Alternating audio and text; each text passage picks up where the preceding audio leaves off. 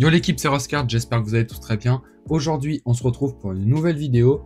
On continue la série que je suis en train de faire maintenant, où je vous présente 5 jeunes joueurs à suivre pour la saison 2025-2026. Lors du dernier épisode, on s'était attaqué au poste de milieu offensif, épisode qui vous a d'ailleurs plu, car si je ne me trompe pas, c'est l'épisode le plus vu de cette série. On reprend aujourd'hui avec le poste d'ailier gauche. J'espère que la vidéo vous plaira. N'hésitez pas à vous abonner, à liker ou à commenter la vidéo si ce n'est pas déjà fait. Et moi, je n'ai plus qu'à vous souhaiter à tous un bon visionnage. Le premier joueur dont je vais vous parler, c'est Jesus Rodriguez. Il a 19 ans, il est espagnol, il évolue du côté de Com. Il sort d'une saison au Betis à 44 matchs pour 5 buts et 3 passes décisives et une moyenne à 6,87 de notes sur SofaScore. Pour sa première saison en pro du côté de la Liga, il a déjà été recruté dans le projet plus qu'ambitieux de Com, misant sur de nombreux jeunes talents. On peut penser à certains joueurs tels que Dacunia, Nico Paz ou encore Hassan Diao.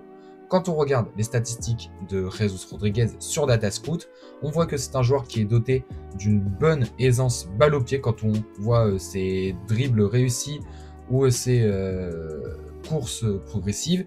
Mais on voit également aussi que c'est un joueur qui n'est pas tourné que vers l'attaque, puisqu'il participe également énormément défensivement. Mais c'est un joueur qui doit quand même être un peu plus tueur devant le but et qui doit encore améliorer son jeu de passe. En tout cas, cette saison, sous les ordres de Cesc Fabregas, il va être dans de bonnes conditions pour réussir. Et je ne m'inquiète pas du tout sur le fait que Jesus Rodriguez va passer une très belle saison. Après tout, il n'a que 19 ans et il a encore une très belle marge de progression. Le deuxième joueur dont je vous parlais, c'est le joueur sur la miniature, c'est Yann Virgili. 19 ans, il est espagnol, il évolue du côté de la réserve du FC Barcelone. Il sort d'une saison à 25 matchs pour 7 buts, 4 passes décisives et une moyenne de 7,04 sur SofaScore. Il sort également d'une très belle saison avec l'équipe jeune du Barça, avec de belles performances du côté de la Youth League. C'est un des nombreux grands talents de la Masia qui a tapé dans l'œil d'Hansi Flick durant la prépa. C'est un joueur qui possède une immense technique, qui possède des grosses qualités, une grande aisance avec le ballon dans les pieds. Il possède, on va dire, c'est un joueur assez technique, qui est assez bon dans son jeu de passe, qui est décisif, en démontre ses 7 buts et ses 4 passes décisives.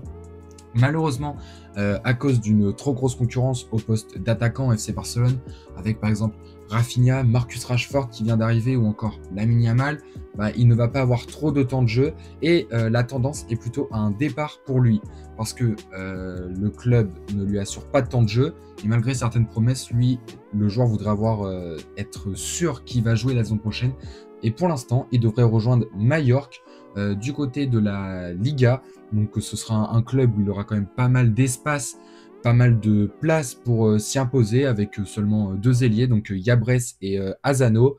En plus de ça, si le joueur reste du côté du FC Barcelone, le niveau va être moindre parce que la réserve du FC Barcelone est descendue de la D3 à la D4, là où la D3 était quand même un petit peu plus compétitive avec un peu plus de niveau que la D4 espagnole, où là c'est franchement un petit peu du niveau amateur si je me trompe pas. Et du coup, un transfert du côté de Mallorca en Ligue 1 devrait être très intéressant justement pour le jeune Yann Virgili qui risque de nous éblouir cette saison si ce transfert se fait. Le troisième joueur dont je vous parlais, c'est Mikkel Gogorza.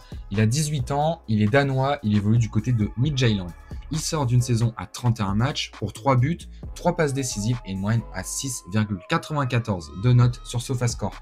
Pour sa première saison en pro, c'est quand même de très belles performances pour un jeune ailier de 18 ans. Mikkel Gogorza est formé du côté de Midtjylland. Il est danois et français et à son jeune âge, il comptabilise déjà 8 apparitions en Coupe européenne. Doté d'une belle aisance balle au pied, Mikkel Gogorza est un joueur de percussion ayant la capacité de rentrer avec une facilité dans les défenses adverses. Il possède également un jeu de passe quand même qui est assez correct. Cependant, on pourrait quand même venir donner un aspect un peu critique. C'est un joueur qui doit quand même travailler le dernier geste parce que j'ai regardé pas mal de vidéos de lui. Franchement, on voit que c'est un joueur qui possède une belle aisance technique qui franchement, comme je l'ai dit, rentre dans les défenses avec une telle facilité. Malheureusement, il galère souvent à finir devant le but ou même à faire la petite passe pour la passe décisive. Donc, franchement, j'ai hâte de voir ce que ça va donner cette saison. En plus de ça, il y a aussi un club européen qui s'y intéresse le FC Porto. Donc franchement, il sera intéressant de voir sa saison soit du côté de Midtjylland, soit du côté de Porto. En tout cas, c'est deux clubs qui savent former les jeunes et Mikel Gogorza risque d'être un futur grand talent ou un futur crack du foot mondial au poste d'ailier gauche. Le quatrième joueur, c'est un petit peu un coup de cœur personnel vu que je suis beaucoup cette équipe, c'est Arcaiz Mariez-Currena. Il a 20 ans, il est espagnol, il évolue du côté de la Real Sociedad. Il sort d'une très belle saison à 41 matchs pour 9 buts, 2 passes décisives et une moyenne à 6,71 de notes sur SofaScore. Lors de la saison 2024-2025, il a réalisé ses débuts en professionnel avec la Real Sociedad, où en Liga, il a disputé 9 matchs pour 2 buts. Lors de ces 9 matchs en pro, on a vu qu'Arcaiz Mariez-Currena est un ailier qui participe énormément défensivement. En plus de ça, c'est un joueur qui est assez bon balle au pied. Et en plus de ça, un joueur qui est décisif, 11 goals assists sur 41 matchs. Donc voilà, c'est quand même un assez bon ratio. Mais voilà, c'est un joueur, n'empêche, qui a quelques défauts parce que c'est un joueur qui doit améliorer quand même son jeu de passe et qui doit quand même venir muscler son jeu, lui qui est quand même assez fragile dans les duels.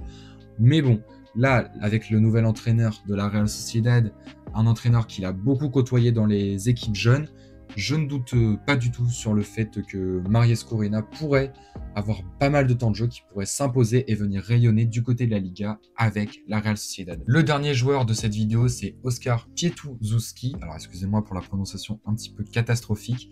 Il a 17 ans, il est polonais et il évolue du côté de Jagiellona, du côté de la Pologne.